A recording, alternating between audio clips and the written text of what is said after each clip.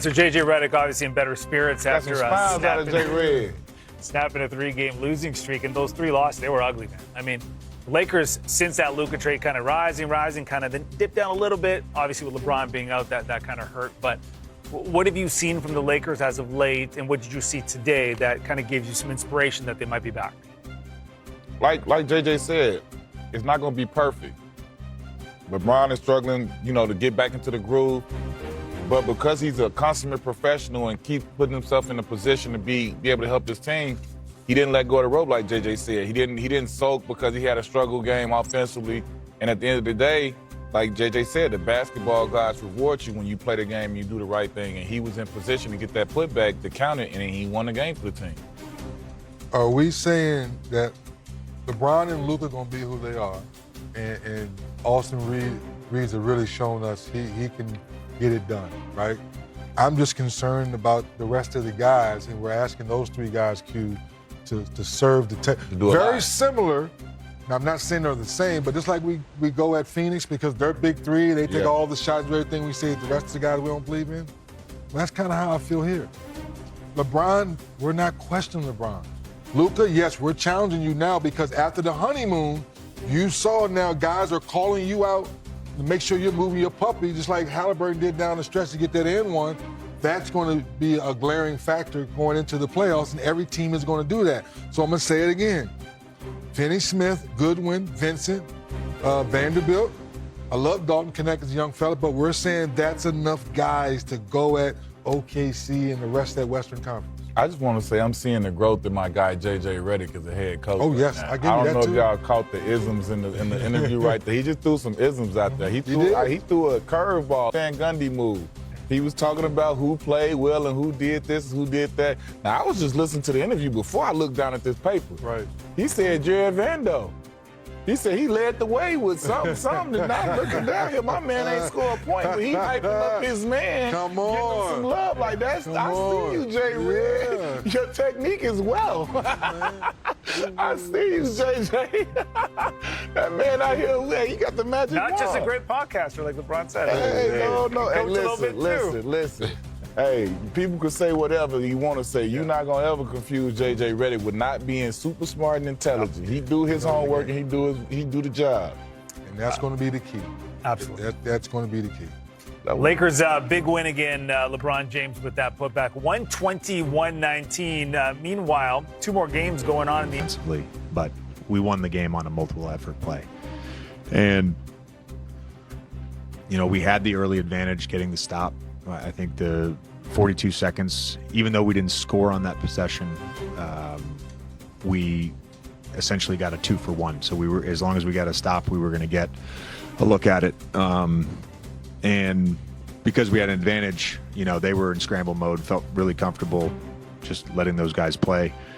And Bron just made a huge play, and I think it's another great example, where he doesn't necessarily have it going early. And got off to a slow start offensively. He was so good defensively. He was so good on the glass for us and really led us on that end, and then takes over in the 4th quarter and then gets rewarded by the basketball gods because he didn't let go of the rope and didn't stop competing. Sure, there were moments tonight, I'm sure, where you didn't quite see what you were looking for, but it seemed like for the most part of the game you did, and kind of getting back to what you were looking for. Did you feel that way and then putting it kind of on wax like that? Way more good than bad. We did like 4 of the dumbest things I've ever seen us do all season. I already told the guys that. Like nonsensical stuff. You take those plays out of it, like everything else, we played well enough to win the game. And that was 11 points they had, and it was all 3 onside out of bounds in the first half and 1 at the end of the 3rd quarter.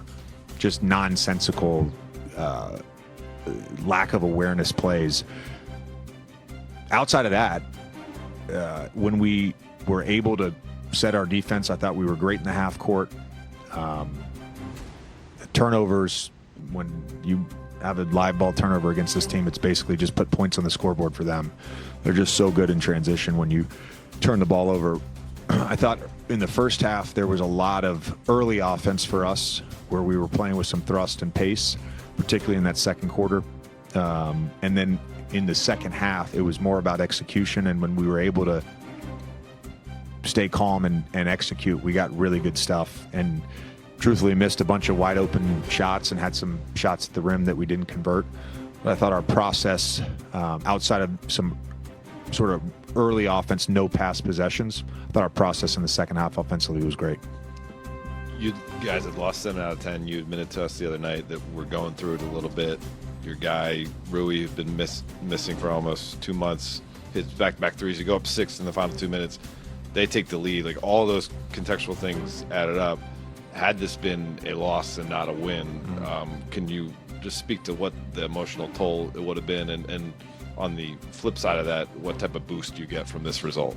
Yeah, if we were just saying in the coach's room, it felt like a game we won 3 times and we lost 3 times, and we ended up winning the game. And it's hard to win in the NBA. It's hard to win against a great team like Indiana.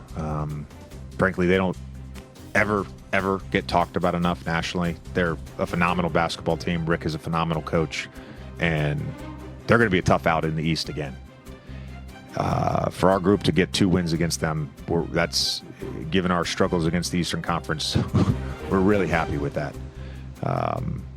And I think Rui just, again, getting back in the groove, getting some confidence from tonight. Thought he was shot ready in the first half, and those 2 threes were huge. And frankly, we don't win the game without our bench tonight. Vando leading the charge there with the plus-minus. But regardless of what the plus-minus looks like, I thought those guys gave us an intensity and an effort that bled through the entire group. JJ, LeBron's done a lot of stuff in this league. He had never played a game where he hadn't made a basket through 3 quarters, in which he played the 3rd quarter. What was sort of his demeanor like as that happened? And did it tell you anything, not that it needed to, about his commitment to winning, that he was still engaged in all the other facets? Well, I think certainly there was a level of frustration from starting whatever it was, 0 for 6 or whatever it was. We missed him early on some early offense seals against smaller players. I think we missed them 3 times in the first half. And sometimes when you're not in the offensive flow, just getting the ball at the rim, scoring a layup, getting to the free throw line, that can really get you going. So we kind of missed out on some opportunities to get him going earlier, but never have questioned that guy's commitment to winning. They were able to attack, I think, in a 70-second stretch. They scored 3 straight times. Yeah. 2 of them, there was no low help whatsoever. What did you, obviously, you'll need to review it more, but what kind of went wrong? Well, I think it starts on the ball, and that's continues to be a point of emphasis for us. And I thought,